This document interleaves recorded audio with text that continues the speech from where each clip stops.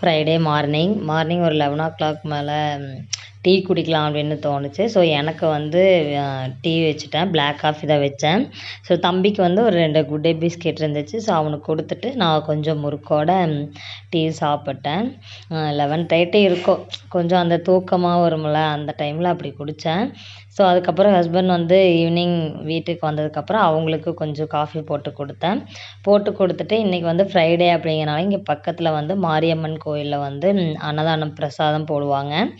So அதை போய் சாமி கும்பிட்டு வாங்கிட்டு வந்துட்டோம். அன்றைக்கி டின்னர் அதோடு தான் எனக்கும் ஹஸ்பண்டுக்கும்.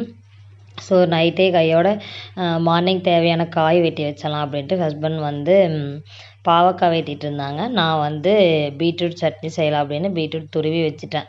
ஏன்னா மார்னிங் சனிக்கிழமை அப்படிங்கிறனால நம்ம எந்திரிச்சு குளிக்கணும், ஸோ சமையல் செய்யணும் அப்படின்ட்டு.